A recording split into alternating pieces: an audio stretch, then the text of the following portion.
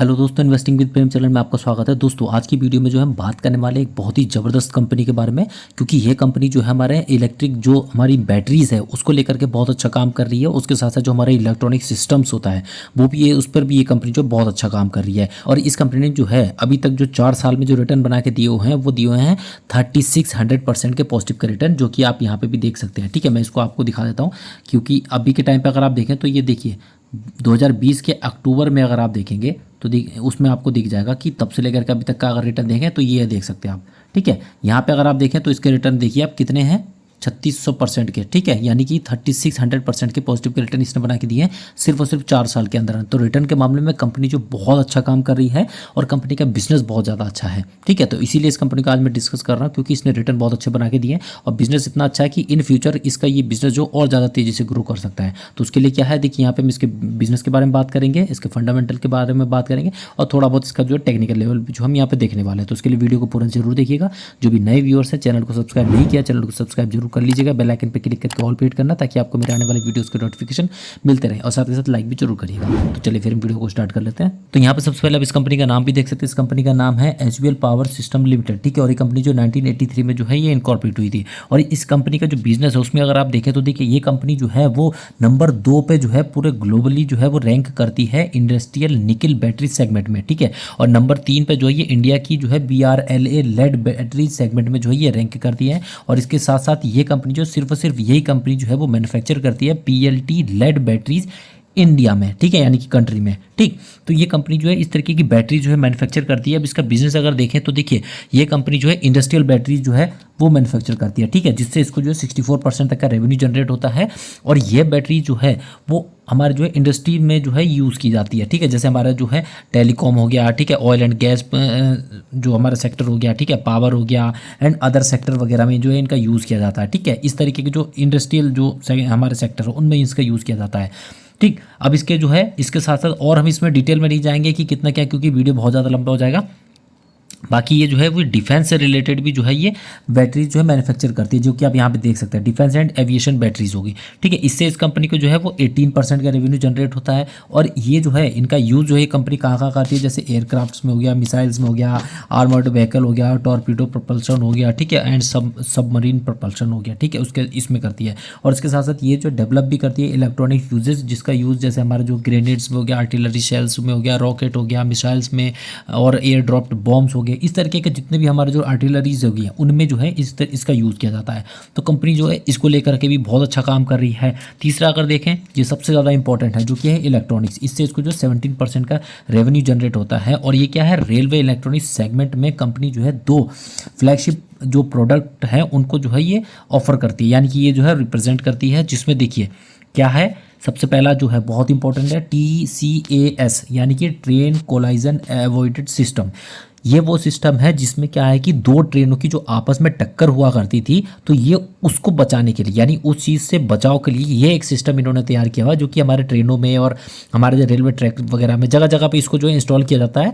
तो उससे क्या है, कोई भी अगर 2 ट्रेन आपस में टकराने वाली होंगी तो वो आपस में कभी नहीं टकराएंगे, उससे पहले ही वो जो है कुछ दूराई पे रुक जाएंगी। ठीक है, ये एक सिस्टम इन्होंने तैयार करके दिया सिर्फ इस कंपनी ने, जिसको जो है कवच के नाम से भी जाना जाता है।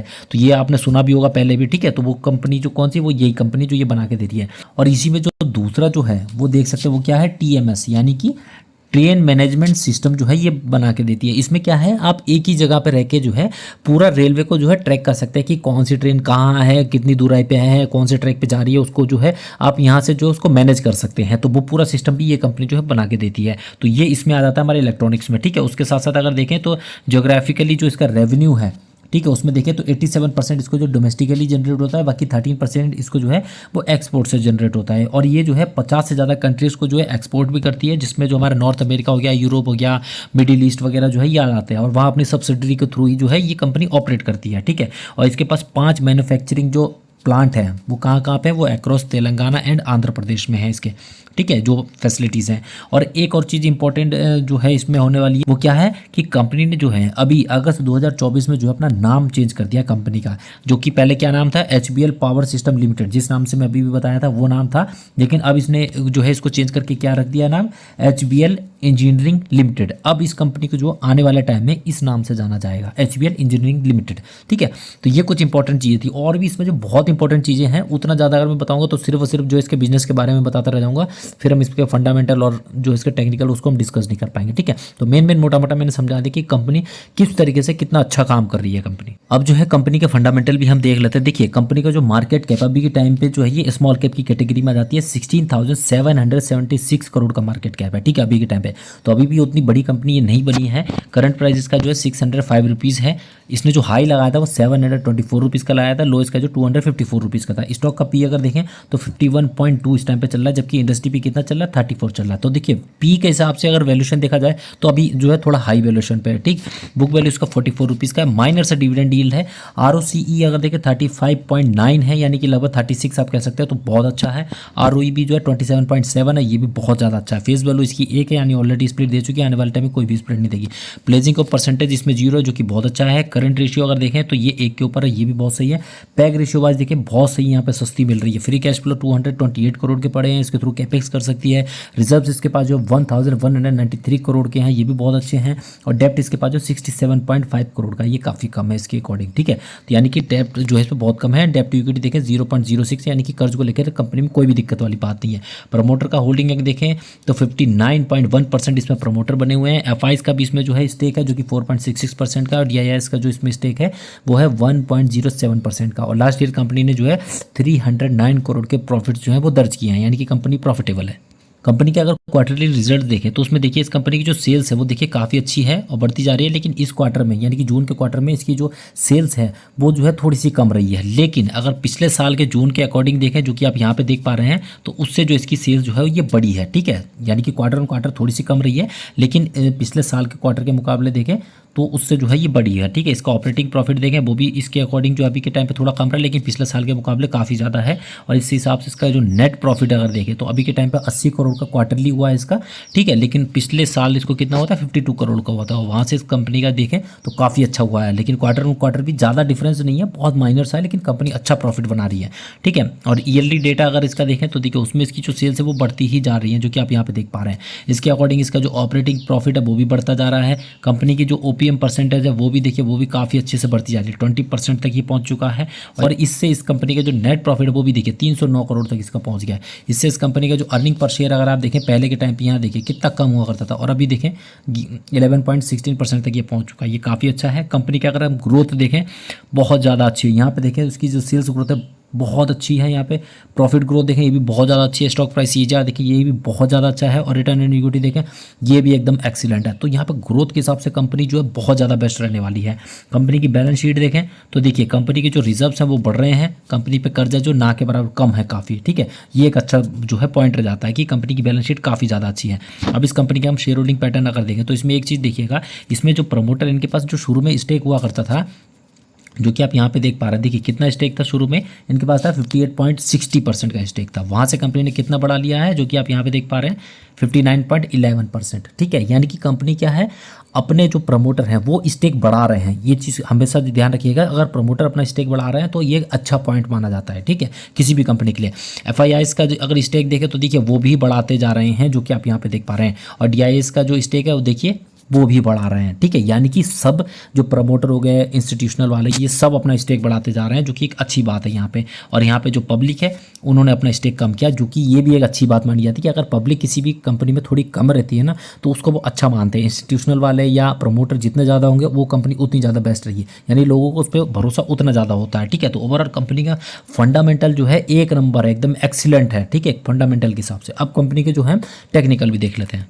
तो अभी हम आ चुके हैं इस कंपनी के टेक्निकल चार्ट में, जो कि एक दिन के टाइम फ्रेम पे है। ठीक है, तो इसमें मैंने कुछ पॉइंट्स या कुछ लेवल्स को जो है पहले ही मार्क किया हुआ है, जिसको आप यहाँ पे देख सकते हैं। ठीक है, तो यहाँ पे हम देखेंगे अभी के टाइम पे देखिए कंपनी जो अच्छी जो तेज़ी दिखा रही थी शुरू से जब से आई हुई है, देखिए काफ़ी अच्छी तेज़ी दिखाई, फिर कुछ टाइम के लिए इसमें जो करेक्शन रहती है फिर ऐसे फिर ऊपर गई, और अभी अगर देखें तो यहाँ पे एक तरीके का जितना ये बना रही है एक साइडवेज मूवमेंट है। ठीक है, यानी कि कंसोलिडेट कर रहा है इस बीच में।